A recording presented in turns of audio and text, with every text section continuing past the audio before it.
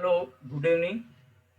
My name is Dr. Gurumurthy, Assistant Professor of Commerce, JFGC Magadi. This is my second video on GST for income level. In this video,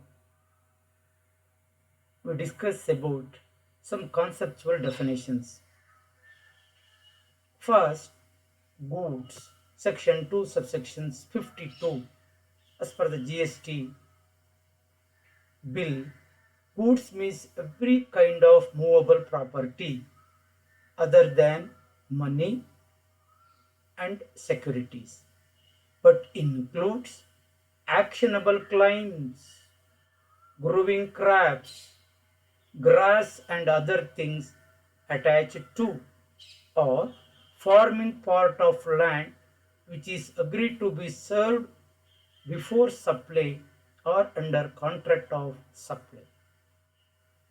Students, try to understand goods means all movable goods except money and securities.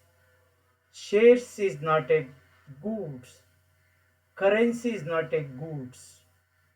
Then all movable property including actionable claims, any growing crops, that is a goods. Service means anything other than goods, money or security. It includes activities relating to the use of money. Service is an activity that relating to use of money or conversion by cash or any other mode. Section 2 under sections subsection 1 or 2 of the CGST bill. Then come to that aggregate turnover. Another challenging topic now. Aggregate turnover. Turnover means sales. How to calculate aggregate turnover? What is aggregate turnover? Now we'll discuss details about aggregate turnover. Aggregate turnover includes all taxable supplies. Make a note of it. All taxable supplies. Export of goods and services are both. Export of goods and services, zero rated rate. Therefore, zero rated supply, non-taxable supplies, whole exempted supply, nil rated supplies, interstate supplies except reverse charges. Therefore, aggregate turnover includes all taxable supply 1, zero rated supplies 2, non-taxable supplies 3, exempted supply 4, nil rated supply 5, then interstate supply. Therefore, there are 6 items together is called known as aggregate turnover. Then what else not included aggregate turnover? CGST paid or dues, SGST, AGST, alcoholic fit for human consumptions is not included under aggregate turnover. We'll discuss with examples. Now, a person whose aggregate turnover from business in a financial year 40 and exceeding 40 lakhs is bound to be registered under GST Act. Compulsory, no excuse. If a person aggregate turnover during the financial year of 40 lakhs and above, earlier it was 20 lakhs. Origin of the GST law, it was 20 lakhs. Now during 20 it has been decided in the GST Council increases from 20 lakhs to 40 lakhs. If any person that is aggregate turnover which includes exempt supply, nil rated supply, zero rated supply, exempt supply, all these together is known as aggregate turnover. That aggregate turnover 40 lakhs and above, that it is mandatorily registered under GST. Now comes to the regime of GST. Now pay the GST, now register GST is a mandatory. For special category states like northeastern states, northeastern state known as Himachal Pradesh, Nagaland, Tripura, these states, the threshold limit is 20 lakhs and above. If exceed 20 lakhs, the trader mandatorily registered under GST. Earlier it was 10 lakhs. Now it is 20 lakhs. One example we'll discuss. Ranga and Udaya, both are farmers and their annual turnover 80 lakhs. As the income is agriculture base, the turnover is exempted from GST. Unlike, of course, it is a agricultural income exempted. Supplies, that is a, unlike Uday, Ranga supplies jute bags. We started one business known as jute bags with the scrap and separate charges for it. Turnover from these bags is 4 lakhs. So this transaction is chargeable to GST or not. In simple words, you can say that Ranga aggregate taxable turnover is 4 lakhs and Udaya is nil. In simple say that. But in conclude that Ranga is required to register in GST compulsorily because his aggregate turnover exceeds threshold limit of 40 lakhs. Therefore, 80 lakhs is there together. The shares between both is 1:1. Divided among both is known as 1:1 means it is a,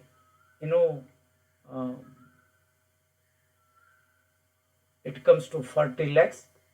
Now, it is a total is 40 and above mandatorily registered under GST. Therefore, 40 plus 4, 44 lakhs. Though there is a 40 lakhs is exempted, but for aggregate turnover, it should be includes. Therefore, 40 plus 4, 44 lakhs. Exceeding 40 lakhs is mandatorily registered under GST. Therefore, a Ranga is a compulsorily registered under GST Act. However, Udaya is up to 40, it is an optional. Then we will discuss other problem, some examples, not a problem, examples. How to calculate aggregate turnover. In Mumbai unit, person turnover is 21 lakhs and in Assam unit also 21 lakhs. Assam unit is a special category state where the registration limit is 20 lakhs. XYZ Limited required to take a registration in Assam unit due to aggregate turnover of 20 lakhs. Therefore, 20 lakhs is Assam unit. By virtue of Assam unit, the Mumbai unit also gets registered. Because Mumbai unit is only 20, but virtue of Assam unit, but Mumbai threshold limit should be 40 and above 40. Here is known as 20 above, 21 lakhs. Not up to the 20, of course, option is there. 20 plus some whatever turnover, it is a mandatory. 40 plus whatever mandatory is compulsory. By threshold of Assam unit, Mumbai unit get registered. Of course, even though the aggregate turnover less than 40 lakhs, the Mumbai unit get registered because of Assam unit of 21 lakhs. The Assam unit is known as is a special category state. The threshold limit is 20 lakhs. Over and above 20 lakhs, therefore it is a mandatory register with the threshold of the Assam unit. A traders dealing the same goods to Mumbai, Assam, but wherever, now we get registered under GST. Mandatory. The following person shall have to register irrespective of the turnover. I told there is a 40 lakhs, above 40, exceeding 40, not exactly 40, exceeding 40, exceeding 20 lakhs is a mandatory for registrations. but certain exceptions are there. Exceptions are person making any interstate supply, taxable supply, not zero rated. Interstate taxable supply. Even the threshold limit is not 20 lakhs. Threshold limit is not a 40 lakhs. It is a mandatory registered under GST. For example, a trader in Bangalore, his supply is a turnover is known as some 24 lakhs. He supplies some, taxable goods to Chennai. He's a mandatorily get registered under GST because it is a taxable supply. Maybe a furniture, maybe a toys, or maybe some kind of goods, electrical goods, maybe dealers of electrical goods.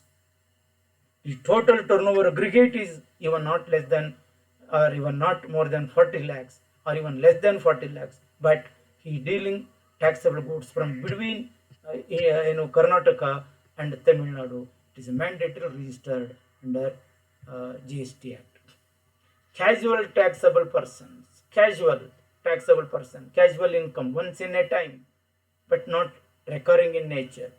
Only once in a time he conducting some event. Under that event need not be a 40 lakhs. It may be a below 40 lakhs. Under such cases, the particular it is a casual taxable person. Only once, occasionally he has to pay tax, not regular, but it is a mandatorily registered under GST. Person acquired to pay order reverse charge. Reverse charge means e-commerce operator. We will discuss it later. Is compulsorily registered under GST. Person required to deduct tax e-commerce. Again, it is repeat e-commerce operator TDS mandatorily registered. An agent of any other person supply of goods and services. Yes. Input service distributor, right? Aggregator who supply service under brand name. Aggregator. Example known as Ola is aggregator. Uber is an aggregator. Even this kind of the turnover, if it is irrespective of the threshold limit, who supply services compulsorily registered under GST regime. Example. Now there is the beautiful example for deciding whether that comes under threshold limit or not. What are those items comes?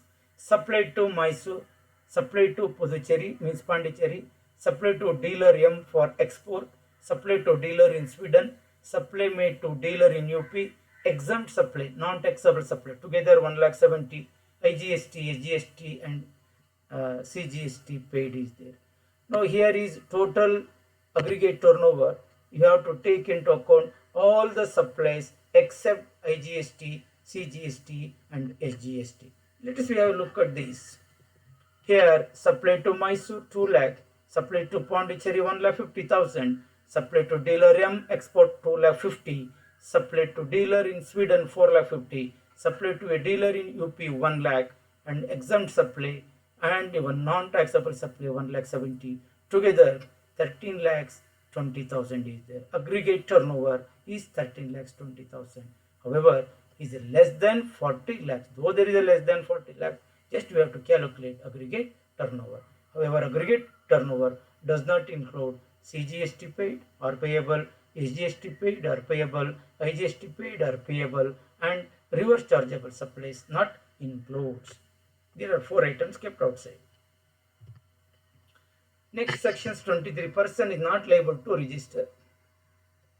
Persons excludes engaging in the goods and services not liable to register is known as wholly exempt from tax under wholly exempted, only exempted supply, no need to register. Then wholly exempt tax under GST, nil rate supply, not zero rated, nil rate supply, exempt supply, not liable to tax. This person not a compulsory register under GST. Person dealing in agriculture product, sir, it is a big question. The person one who dealing agriculture product, is it necessary to register under GST? Agriculture product means even exempt from goods, we are exempt from GST. Now, only an agriculturist is exempt from registration. Agriculturist. Requirements whom supply a product out of cultivation of land. If supply not linked to the cultivation of land, he will be fall within the provision to sections 22 and required to take registrations.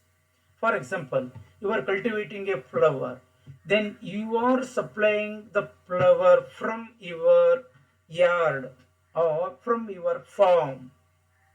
You are linked to a farmer, you cultivating, then you are selling the product, need not registered. But you are supplied to third party. Third party has to get registered under GST as per sections 22. You are not directly dealing to the dealer, supply to the any consumers. You are supply to dealers. The dealer, though there is a dealing in agriculture product, must be registered under GST Act. Supply. I told earlier supply means supply of goods or services. But here under GST, different kinds of supply and services. Supply may be inward supply, outward supply. Here we cannot call it as a sales. In the GST we called as outward supply in the lieu of sales. Here cannot called as a purchase. In the place of purchase called inward supply. Exempt supply, composition scheme supply, reverse supply, outward supply. Further we classify whether it is a composite schemes in that or composite supply. In that composite supply, principal supply, mixed supply. Then inward supply, it is ITC benefits, exempt supply, nil rate supply. Then composition scheme is there. Then reverse charges, this is for reversing goods and services for e-commerce operator. Therefore, now conclude that supply we classified into major four. One is outward supply, second inward supply, third exempt supply, fourth composition supply, and lastly reverse supplies are there. There are 5 types of supply. In outward supply, composite supply under principal or mixed supply, then inward supply for ITC benefit is there. That will be discussed one by one now. Place of supply will work out some kind of the problem on this, then only you could understand better. I will take up the problem later on. Supply of goods, very important. The place of supply of goods. Here is supplier UPA, resident Punjab. What GST apply? Whether AGST or SGST. Therefore, it is a interstate or between the state. Therefore, AGST applicable. UP is a one state, then Punjab is another state. Therefore, AGST will applicable. Next, place of supply will continue. Supplier UP, then resident Punjab C, third party Delhi. That is also known as IGST will applicable.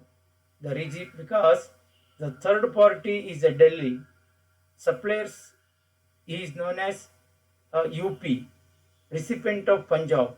A Punjab recipient direct to the UP dealer, supply to the Delhi. Of course, now the origin of the supply is known as Punjab only, though we are supplying Delhi. Therefore, it is IGST will applicable. Next, suppliers UP, recipient Punjab, then third party UP. Now here is a case known as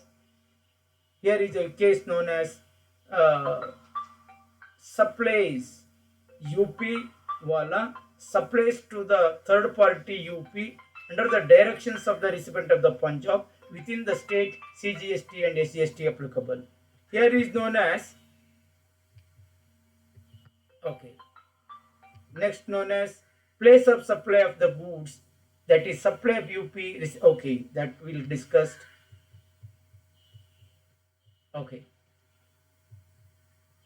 Supply taxable event under GST. Example: transfer, exchange, license, rental, lease, disposable. This is known as supply.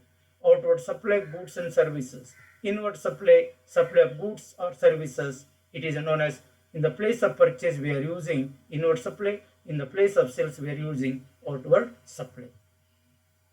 Exempt supply is there as sections 11 or 6. It is exempted. It is not comes under GST. Exempt supply list are there. It is paying, collecting the amount of interest to mortgage or bank fee, everything is there. That is known as exempt supply.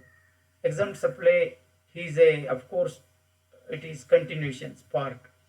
Composite supply. Here is a principal supply. Naturally blended relations must be. Consists of two or more supplies, one of which is principal supply. Tax liability shall be principal supply rate. For example, in the computer, then three more items are integrated. One is known as UPS, another one is desktop, third one is mouse, fourth one is keypad. There is known as who is the principal product is known as UPS. That is a there is a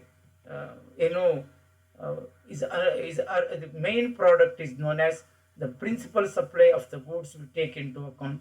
The rate will applicable in principal supply. For example, is known as keyboard is 12%, mouse is 28%, desktop is known as 18%, and now it is known as UPS is known as 12%. Therefore, you total cost of all these you add up. 12% is the principal supply of the goods need to take into account. Example I had given is known as principal supply should be blended relations. We cannot segregate. Example, supply of goods of machinery is an applicable 12%. Insurance 18%. Package material 9%. Insurance and package material composite supply is a mandatory. Insurance is a mandatory. Packing is a mandatory. There are three difference are there. First, the machinery is the principal supply. 12% will apply. 12% is apply for these principal goods. Mixed supply. Of course, here also two or more, but not naturally blended. Not naturally blended. It may be a segregate also. For example, price of shampoo rupees 100, GST 5%. So 40 rupees, GST 18%. Therefore, these two combo offer, it comes to known as 100 rupees. The GST applicable is known as 18%, not 5% in that combo offer. That is called mixed supply, not a blended, not a mandatory, but it is a combi offer. Highest rate will applicable. But in case of principal, the main goods we take into account. In case of mixed, the main rate is taken into account. Composition scheme. The composition scheme turnover is 1.5 crore can opt for composition scheme. For example, if there is a dry food seller, our turnover is even less than 1.1 crore annum, you can opt it for composition scheme. Under that composition scheme, they have to their scheme has to be identifiable and even visible. They have to be pasted on the nook and corner of the store. You can easily customer can identify this store is known as composition supply. Composition supply store need not collect GST from the customers. Even northeastern state that target limit is 50%, means 75 lakhs. Who can opt the composition scheme known as who can opt the composition? Only manufacturer of the goods, dealer and restaurant. Only manufacturer of the goods, dealer and restaurant. Therefore, if there is a manufacturer 1% on the turnover, then restaurant 5% on turnover. Composition scheme who cannot compositions opt for compositions. Taxpayer supply exempt supplies who cannot go for this scheme. Manufacturer of ice cream, pan, masala, tobacco count. Business with supply of goods through e-commerce operator count. Casual taxable persons cannot opt for composition scheme. They are all outside the composition scheme. Thank you.